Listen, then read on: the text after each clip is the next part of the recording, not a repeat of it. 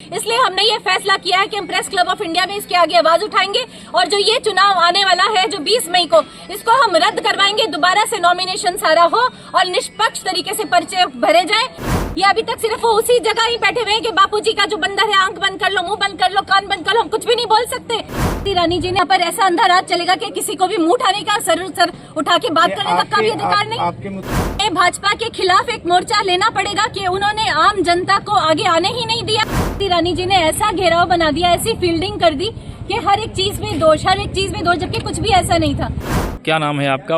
आप यहाँ? मेरा नाम रचना वशिष्ठ है, मैं दिल्ली एनसीआर से हूँ और जनवरी 2024 में यहाँ पर मैं लोकसभा चुनाव के लिए आई हूँ और मैंने यहाँ पे बेस बनाया, मैंने रेंट पे घर लिया। यहाँ पे जो इलेक्शन वाला जो होता है वोटर लिस्ट, उसमें अपना नाम मैंने शामिल किया ताकि मैं बकायदा एक तरह से बिना किसी त्रुटि के मैं यहाँ पर पर्चा भरूं जनरल इलेक्शन के लिए। तो अब जब मैं बीच में लगातार आ रही हूँ पिछले 4-5 दिन से, तो मेरा कुछ लोग घेराव बना रहे हैं, 4-5 लोग। कभी उसमें जो अरुण जी हैं एडीएम, यहाँ पर दिनेश जी जो एडीएम है, वो भी मेरा घेराव बना रहे हैं। बार बार मुझे पूछा जा रहा है कि आप यहाँ से क्यों लड़ रहे हैं, क्या बात है, ये है वो है। फिर कभी वकील यहाँ पे मेरा घेराव बना रहे हैं, काम नहीं होने दे रहे। सुबह से लेकर रात तक इन्होंने मेरा समय जाया किया और उसका नतीजा ये हुआ कि परसों यहाँ पर ये जो निर्वाचन वाला रूम है वहाँ पर समय जाया हुआ, कल करा गया, आज करा गया। सिर्फ उनका ये मकसद था, उनको ये लगा कि यहाँ की तो है नहीं, कहाँ से आई है और ऐसे क्या है। जबकि मैं एक साधारण इंसान हूँ, एक साधारण इंसान का चुनाव नहीं लड़ सकता। अगर वो लड़ने आया तो यहाँ पे स्मृति ईरानी जी ने ऐसा घेराव बना दिया, ऐसी फील्डिंग कर दी कि हर एक चीज में दोष, जबकि कुछ भी ऐसा नहीं था। सिर्फ हम ये अब अपना आवाज उठाना चाहते हैं और इसके पीछे जो भी बात है, अभी का जो शासन है यहाँ पर जो भी है वो स्मृति ईरानी जी का ही है।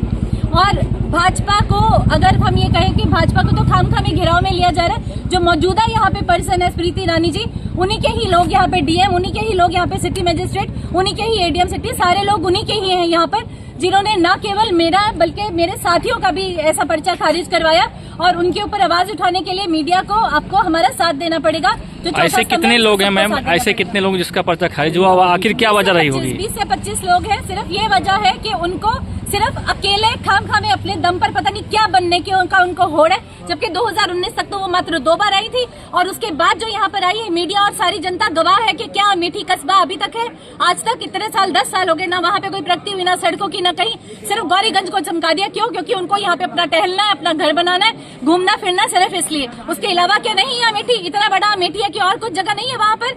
और अब आने वाले लोगों को बिल्कुल ये खत्म करने के लिए ऐसा कौन सा है कि ये यहाँ पर ऐसा अंधा राज चलेगा कि किसी को भी मुंह उठाने का, सर उठा के बात करने तक का भी अधिकार नहीं। आपके मुताबिक जो आपके साथ गलत हुआ है, इसके लिए अगला स्टैंड क्या रहेगा आप लोगों का? अगला स्टैंड ये रहेगा कि हम बदकिस्मती से हमें भाजपा के खिलाफ एक मोर्चा लेना पड़ेगा कि उन्होंने आम जनता को आगे आने ही नहीं दिया, जिसमें राष्ट्रीय स्तर की कई सारी ऐसी पार्टियां थी, कई सारे स्वतंत्र लोग थे जो लड़ रहे थे। सभी लोगों को इन्होंने धाराशाही करने की कोशिश करी, इन्होंने एकदम से चित करने की कोशिश करी और इस तरह से ऐसा बिल्कुल भी नहीं चलेगा। इसकी आवाज हम आपको बोलते हैं कि आप उठाएं, हमारी मदद करें और वहाँ से भी अगर कोई कमी पेशी लगती है तो हम सब दिल्ली कूच करेंगे। गेट पे खड़े हैं, क्या कुछ समस्या है आपकी? क्या समस्या है आप लोगों की?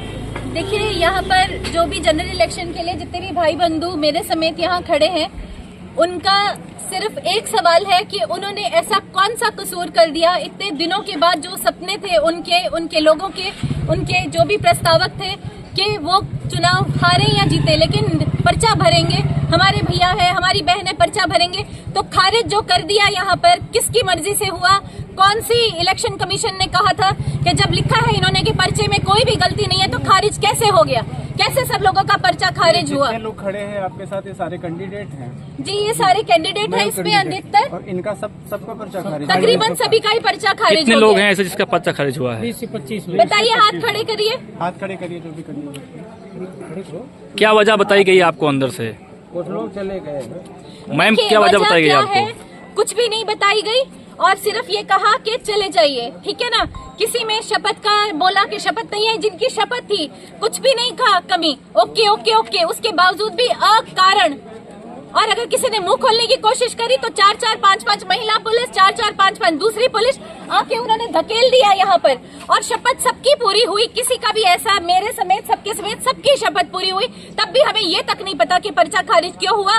इसलिए हमने ये फैसला किया है कि हम प्रेस क्लब ऑफ इंडिया में इसके आगे आवाज उठाएंगे, और जो ये चुनाव आने वाला है जो 20 मई को, इसको हम रद्द करवाएंगे, दोबारा से नॉमिनेशन सारा हो और निष्पक्ष तरीके से पर्चे भरे जाए और तरीके से अधिकारी सबमिट करे। अगर किसी में गलती है तो बताई जाए ये गलती, और मौका दिया जाए, जो ऑलरेडी एक नियम है। गलती बताते नहीं है। बर्ताव के पीछे आपको क्या लगता है? इस बर्ताव के पीछे तो मुझे यही लगता है कि अगर कोई पार्टी कहती है कि हम भाजपा है, अंतर्राष्ट्रीय पार्टी है, तो अंतर्राष्ट्रीय पार्टी क्या मुंह बंद कर देगी हमें? या अभी तक सिर्फ वो उसी जगह ही बैठे हुए हैं कि बापूजी का जो बंदर है, आंख बंद कर लो, मुंह बंद कर लो, कान बंद कर लो, हम कुछ भी नहीं बोल सकते? क्या है डेमोक्रेसी? हम अपनी आवाज नहीं उठा सकते? अमेठी जो विश्वविख्यात अमेठी है, वहाँ पे हमारी आवाज दबा दी गई, हमें एक तरह से मुर्दा घोषित कर दिया गया। हम ये तक नहीं पूछ सके हमारा कसूर क्या है, जबकि कागजों में सबके लिखा है, कोई भी कमी है ही नहीं कहीं।